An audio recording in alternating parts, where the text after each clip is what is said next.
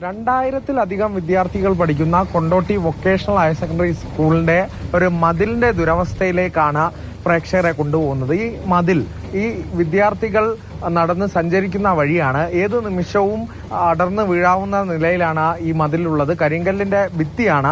പക്ഷേ ഒരുപാട് നാളായി നാട്ടുകാരൊക്കെ ഇത് ശ്രദ്ധയിൽപ്പെട്ടിട്ടും ഒരു നടപടിയും ഉണ്ടാകുന്നില്ല എന്നുള്ളത് തന്നെയാണ് നാട്ടുകാർ പറയുന്നത്. ഏതു നിമിഷവും ഒരു അപകടം പതിയിരിപ്പുണ്ട് എന്നുള്ളത് തന്നെയാണ് നാട്ടുകാർ പറഞ്ഞു വെക്കുന്നത്. ഇത് സ്കൂള് ഇത് ഒന്നായിട്ട് ഒരു തറയായിരുന്നത്.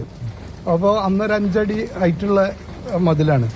പിന്നെ ഇവിടെ ഒരു ബാത്റൂം ഉണ്ടാക്കേണ്ട ഒരു പ്രപ്പോസൽ വന്നപ്പോൾ അത് അപ്രൂവലായി.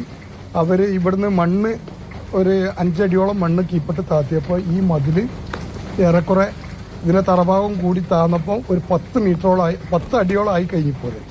പിന്നീട് അവരെന്ത് ചെയ്തു, അവർ സ്കൂളിന്റെ ആ തറഭാഗം കെട്ടിപ്പൊക്കി കറക്റ്റാക്കി. അപ്പോൾ ഇത് 10 അടിയോളം വലിപ്പമുള്ള ഒരു മതിൽ ഇങ്ങനെ നിൽക്കുകയാണിത്. ഇതിന്റെ അവസ്ഥ വളരെ മോശം. ഏത് സമയത്തും ഇത് അടർന്നു വീഴാനുള്ള സാധ്യത ഉണ്ട്.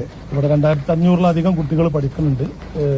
ഇന്റർവെൽ സമയത്തൊക്കെ കുട്ടികൾ ഇവിടെ കാണുന്ന ഈ കടയിലൊക്കെ വന്നിട്ട് സാധനങ്ങളും പിന്നെ കൂൾ ഡ്രിങ്ക്സ് ഒക്കെ കഴിച്ചിട്ട് ചാരി നിൽക്കുന്ന ഒരു മതിലും കൂടിയാണിത്. അപ്പോൾ അധികൃതരുടെ ഭാഗത്ത് നിന്ന് എത്രയും പെട്ടെന്ന് ഇത് ഒന്നുകൂടി പൊളിച്ച് കളയുക, അല്ലെങ്കിൽ നല്ല സ്ട്രോങ് ആയിട്ട് ഒരു മതിൽ പുതുക്കി പണിയാന്നുള്ളൊരു ആവശ്യം പരിസരവാസികൾ കുറേ ആയിട്ട് പറയുന്നുണ്ട്. പക്ഷേ ഇതുവരെ ആരും അത് മുഖവിലക്ക് എടുത്തിട്ടില്ല. ഇനി എന്തെങ്കിലുമൊക്കെ ഒരു അപകടം ഉണ്ടായി കഴിഞ്ഞിട്ടായിരിക്കും ഇതിന്റെ ചർച്ചകളും കാര്യങ്ങളൊക്കെ വരാം. ഇത് കോമ്പൗണ്ട് വാൾ കൃത്യമായി ചുറ്റുമതിൽ കെട്ടി വൃത്തിയാക്കി തരാനും വേണ്ടി PTA കമ്മിറ്റി ഇതിന്റെ അധികൃതരെ അറിയിച്ചിട്ടുണ്ട്.